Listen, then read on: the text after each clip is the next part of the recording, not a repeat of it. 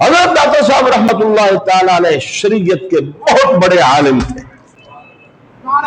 عالم ربانی تھے، اور ان کی کتاب یہ میرے سامنے پڑی ہے، کشف المحجوب شریف، کشف المحجوب شریف۔ یہ کتاب حضرت داتا صاحب رحمت اللہ تعالی علیہ کی وہ کتاب ہے جس کتاب کے متعلق اللہ والوں نے اور ولیوں نے، جیسا کہ حضرت نظام الدین محبوب الہی قدس سرہ العزیز، آپ نے ارشاد فرمایا کہ اگر کوئی بندہ مرشد سے محروم ہے تو وہ یہ حضرت داتا صاحب کی کتاب کشف المحجوب اس کو پڑھ لے تو یہ مرشد کامل کا کام دیتی ہے۔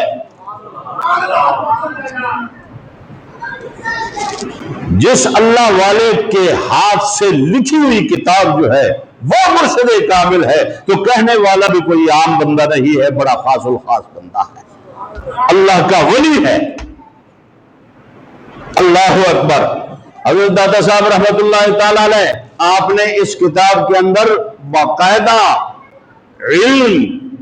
پر باب باندھا ہے کہ علم حاصل کرنا فرض ہے، کتنا ضروری ہے۔ آگے علم کی تقسیمات فرمائی ہے، جیسا کہ قرآن اور حدیث شریف کے اندر موجود ہے، اور شریعت مصطفیٰ صلی اللہ علیہ وآلہ وسلم اور اللہ تعالیٰ کی ذات بابرکات کے متعلق کہ اس کی ذات پر کس طرح کا ایمان لانا چاہیے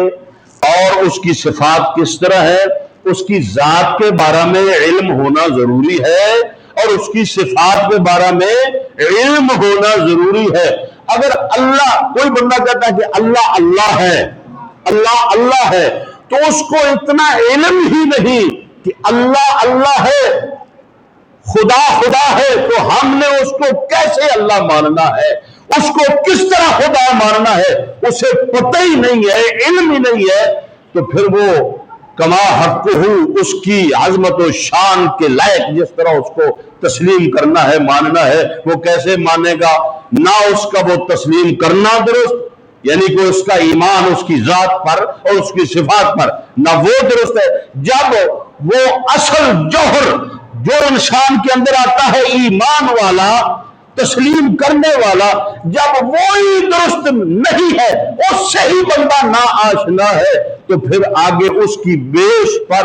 وہ بندہ اعمال کیسے کرے گا، تفریحات کیسے بٹھائے گا اپنی زندگی کے سارے معمولات کی جن پر نجات کا دار و مدار ہے، کیسے آگے چلے گا؟ حضرت داتا صاحب رحمت اللہ تعالی علیہ نے یہ سارے اسباب اور سارے دروس جو ہے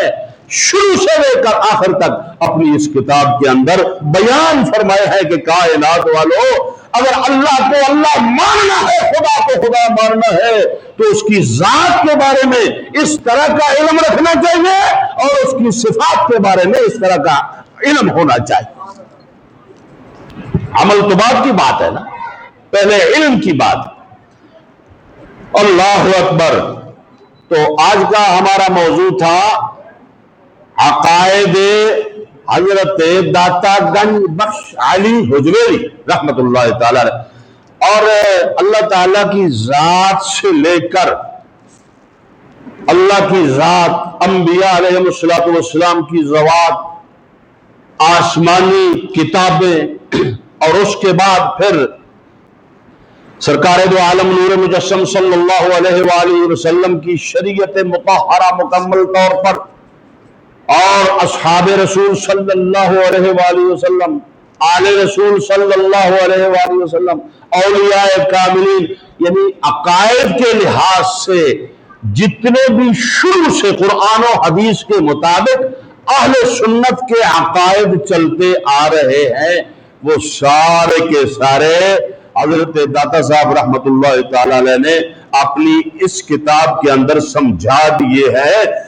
کہ شروع سے لے کر صحابہ سے لے کر جو آج تک اہل سنت و جماعت کے قرآن و سنت کے مطابق عقائد ہیں، وہ کیا عقیدے ہیں؟ اللہ کے اللہ کی ذات کے بارے میں کس طرح کا عقیدہ ہونا چاہیے، صفات کے بارے میں کس طرح کا عقیدہ ہونا چاہیے، انبیاء کے بارے میں کس طرح کا عقیدہ ہونا چاہیے، اور اصحاب رسول، آل رسول، ان کو ماننے کے اعتبار سے، ان کی عظمت، ان کے مقامات تسلیم کرنے کے لحاظ سے کس طرح کے عقائد ہونے چاہیے، اور شروع سے کس طرح کے عقائد ہیں اہل سنت و جماعت کے قرآن و حدیث کے مطابق، یہ سب کچھ داتا صاحب رحمۃ اللہ تعالی علیہ نے اپنی اس کتاب کے اندر درج فرما دیا ہے۔ اعمال کے لحاظ سے بھی اور عقائد کے اعتبار سے بھی، روحانی، جسمانی، دنیاوی، اخروی، کوئی کسر اور باقی داتا صاحب نے نہیں چھوڑی۔ یہ بہت اعلیٰ کتاب ہے، اسی لیے بزرگوں نے فرمایا ہے کہ یہ پیر کامل ہے، یہ مرشد کامل ہے، اور اس کا نام بھی بتا رہا ہے کشف المحجوب۔ کشف کا معنی ہوتا ہے پردہ اٹھانا، کھولنا، واضح کرنا، ظاہر کرنا۔ محجوب اسے کہتے ہیں جو چیز پردے میں ہو، جو مخفی ہو،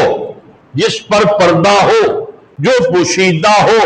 محجوب جو حجاب کے اندر ہو۔ تو کشف المحجوب کا مطلب یہ ہے کہ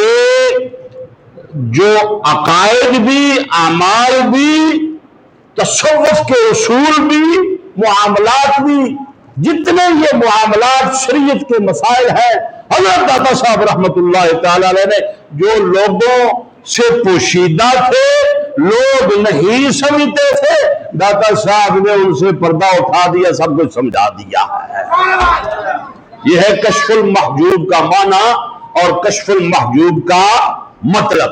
اور حضرت داتا صاحب رحمت اللہ ہے، یہ تو ابھی میرے تمہیدی کلمات ہیں، جو توحید کے بارے میں داتا صاحب رحمت اللہ تعالی علیہ نے تفصیلاً بحث فرمائی ہے کہ توحید کس چیز کا نام ہے۔ باقاعدہ قرآن کریم کی آیات جو ہے وہ انہوں نے اس میں درج کر کے ان کی تفصیلات، توحید کی اقسام، پھر آگے نبوت کی اقسام، نبوت کی شان، اور نبوت اور ولایت کی اقسام، نبوت اور ولایت میں فرق، اور ولایت جو ہے اس سے نبوت کا درجہ افضل ہے، یعنی انبیاء افضل ہیں اولیاء سے، یہ بحث بھی آپ نے فرمائی ہے۔ اسی طرح صحابہ کرام رضوان اللہ تعالی علیہ ان کے مدارج کے بارے میں، اور حضور علیہ الصلوۃ والسلام کی آل پاک کے بارے میں، یہ سب کچھ انہوں نے وضاحت کے ساتھ ارشاد فرمایا ہے۔ تو جس طرح آج ہم تو اس کا مطالعہ کریں، دیکھیں اور تفصیل اس کی پڑھیں، تو پھر پردہ اٹھتا ہے کہ ہم جیسے لوگ جو ہیں وہ اللہ اللہ تو کہہ بھی لیتے ہیں، تسلیم بھی کر لیتے ہیں، اللہ کی ذات کو مانتے بھی ہیں کہ اللہ کے، لیکن آگے یہ علم نہیں ہے، پتہ نہیں ہے۔ حیرانگی ہوتی ہے کہ اللہ تعالیٰ کی ذات کو اگر ہم نے ماننا ہے، اس پر ایمان لانا ہے، تو اس کی کس عظمت اور کس شان کے ساتھ اس کو ماننا ہے اور اس کی ذات پر ایمان لانا ہے، یہ ساری تفصیل انہوں نے ارشاد فرمائی ہے۔